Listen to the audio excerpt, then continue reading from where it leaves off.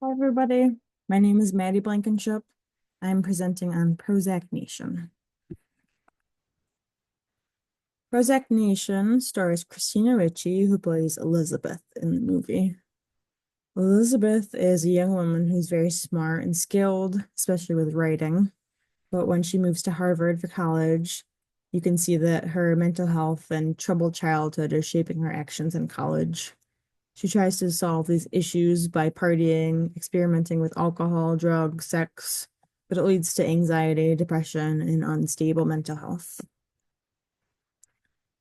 For the movie summary, the movie starts when she moves to Harvard. She's very excited about it, but you can tell when she gets there that her previous past mental health and childhood issues are influencing her actions in college. She starts drinking, she tries drugs, she's not very safe with sex. She gets in a few unhealthy relationships in school. But she was successful at first. She was published in the New Yorker, but she is feeling the pressures of school. She's feeling a little bit isolated, and so she engages in these destructive behaviors. As the movie goes on, her depression gets more severe. Her mother tries to help her, but they have their own mother-daughter dynamic that is preventing her mom from really understanding Elizabeth's problems.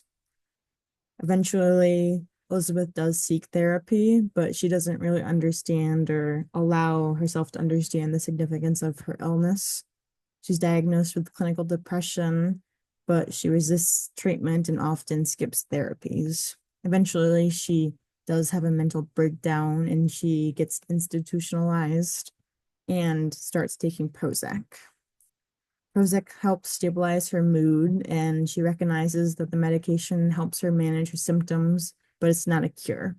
She must continue to work through her issues with therapy, reflection, and through the support of others. As she continues her treatment, she starts to write more again. She's channeling her pain into work. The therapy and Prozac help Elizabeth gain a better understanding of her depression and what she needs to do to cope with it. The movie ends on an optimistic note, with Elizabeth reflecting on recovery and medication for mental health. Some themes that we see in the movie is mental illness and stigma, isolation and loneliness, self-destructive behavior, and treatment and recovery. Some themes that I would like to focus on related to adolescence is social redefinition, which is the process through which an individual's position or status is redefined by society. The adolescent is going to be taking on a new identity that's different from what they were. There's no certain time or explicit time where this happens. It could be gradual, rocky, vague, and these changes happen biologically as we go through puberty, and it happens socially. For example, different societies, like traditional societies, they have coming of age ceremonies. Those are definite ceremonies. The person becomes an adult at the end of that ceremony. But other societies just send their kids out into the world, like Elizabeth. So contemporary societies give no clear information of when the adult responsibilities start, and many adults leave their parents' house not really knowing how to care for themselves. Or others take their newfound freedom and try to be away from their families. While they are making their new identity, we see some consequences and themes. Some consequences of social redefinition is identity, autonomy, intimacy, sexual activity, and achievement. So, identity concerns the attainment of adult status, and autonomy is increased when they gain independence from their families or their parents, where there's a shift in responsibility, more freedom. We see the people being more intimate with dating and marriage. They may or may not be sexually active, and there's achievement. For themes, we see separation from parents. That could be physical or symbolic. Distinctions between males and females, and transmission of information from older to younger generations. Another theme I would like to focus on is psychosocial development, which is the process where an individual's personality and social skills evolve through their lives, changing based on various psychological and social factors. Basically, adolescents are constantly changing based on different social, physical, biological influences. Some suggest that they should experience a psychosocial moratorium, which is a period where the individuals are free from the excessive obligations and responsibilities and can experiment with different roles and personalities. So there is a psychologist, Eric Erickson. He has 8 stages of psychosocial development that reflect this idea of like calm and chaos with social and identity redefinition.